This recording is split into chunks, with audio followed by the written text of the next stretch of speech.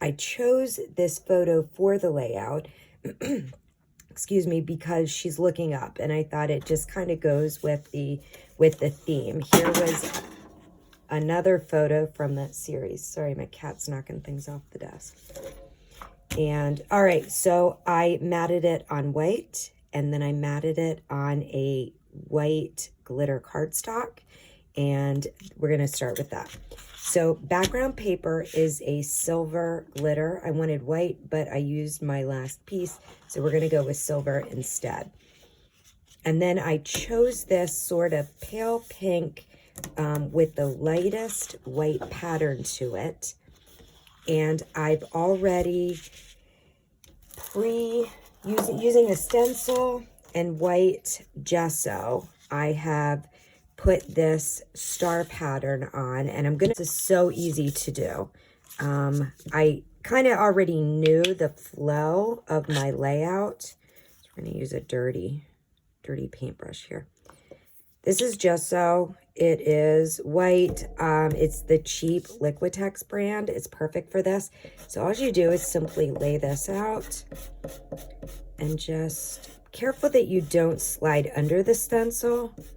This is such a basic one. I have so many different star stencils, but I like that this one had all the varying sizes. I thought that that would work better than a consistent size. So literally you just loosely, and I don't try for perfection here. I don't necessarily want every single star to be perfect. I want them to be different thicknesses and fullness, if you will. So watch when we lift this. I love the texture and depth that you get from that.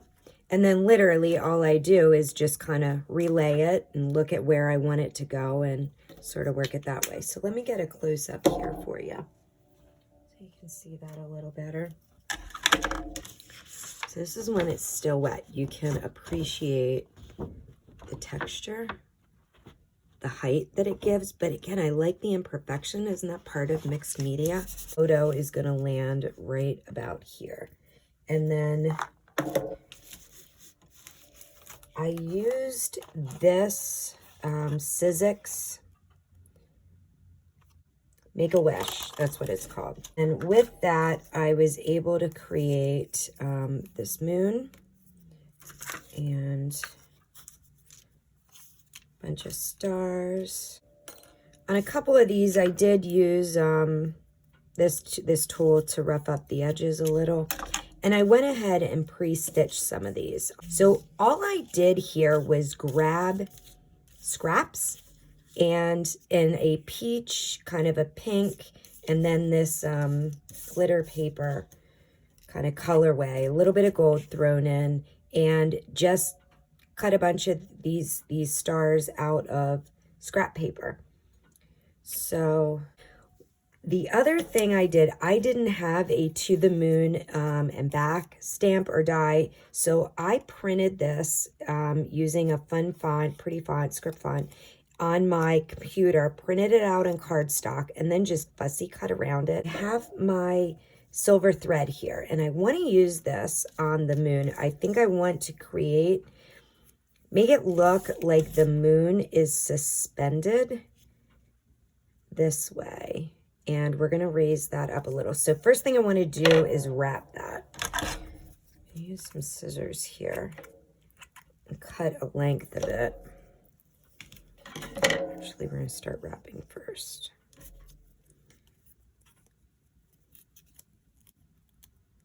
Okay, and while that grabs hold, I'm going to go ahead and get my gold out and use that too, I think. Okay, so we're finished with the moon. You see that's wrapped in gold and silver. And then what I did is I put a little piece of tape in the back, and I added a string because I'm going to want this to look like it is hanging from the top of the page. So I know where I want that to be, and that's not going to be raised. So we're just going to use a little sticky tape here. Double-sided tape, and then again I'm gonna use a little bit of glue just to make sure it adheres well. All right, so let's get that placed. Now we want to pop this up, and I know that this is going to go with it, so I want to make sure. I want this to land right about there, so I want you to be able to see the moon, so I think that's the perfect spot for it. And now that we know where that is going to go, I can, and we can tuck that right underneath here. So now we know that this is going to land right here. So I need to build this side up, and I think it's going to take a couple layers over here to do that. So there we go, we're ready. Okay, I love it. There we go. That sits nicely. I think, let's make sure. There we go. Okay, to the moon and back. Be able to see that?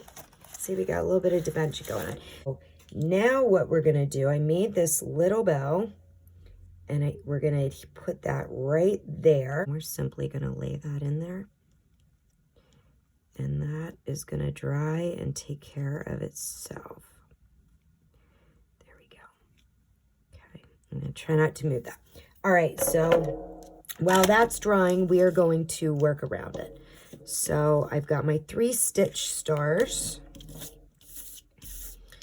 and we're going to place those first. I like to work with the bigger pieces on the bottom and then layer up.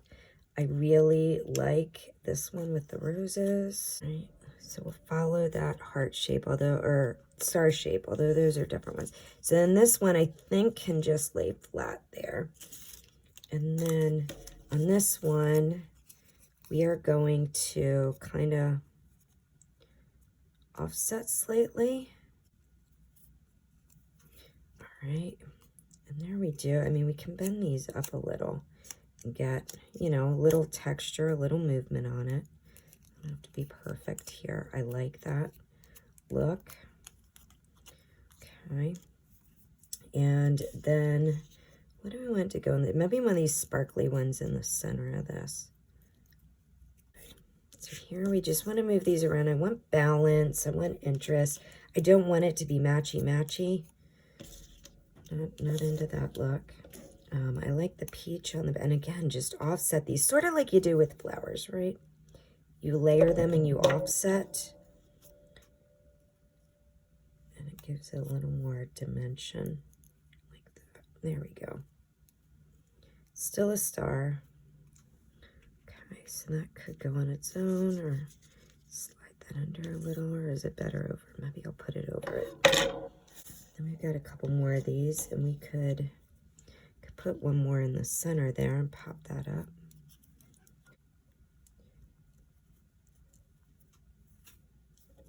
There we go. Look at that. Okay, I like that. Now I feel like that should go up there. This should move to the center. Center lifted. I don't want to do too many of these. I do like that. All right. And then I feel like we still need one down here. So I think we're going to go with this down here.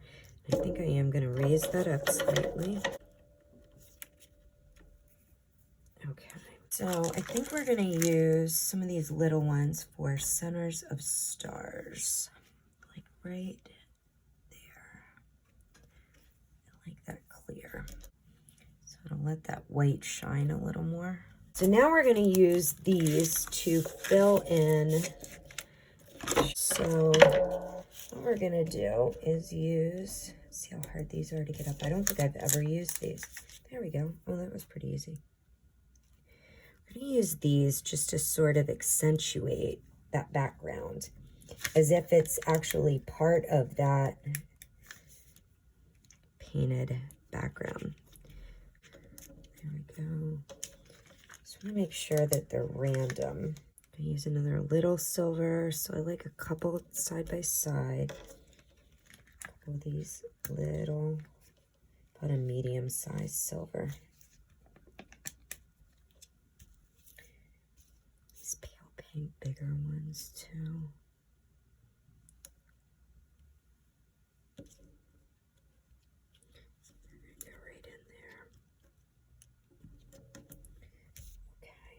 go with one of these bigger pink ones, and we may tuck this in underneath the moon here.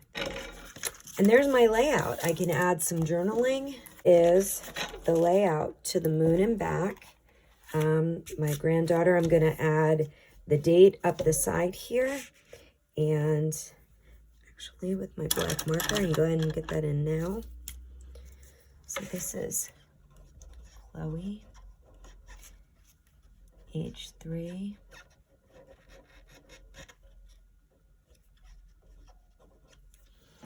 And then I can certainly add some journaling in along here. If I want to write more, I'd start here and wrap it the whole way. But there's my layout. I hope you enjoyed this. I certainly did. And I hope to do some more scrapbook process layouts. Below, you will see all the other participants on this YouTube hop. I strongly encourage you, take a few minutes, go check them out. Maybe just save them for later if you don't have time today. If you haven't yet, please, if you enjoyed this, subscribe. I would love to connect with you again on future videos. Leave me a comment, and thanks for visiting today. Have a great rest of your Saturday.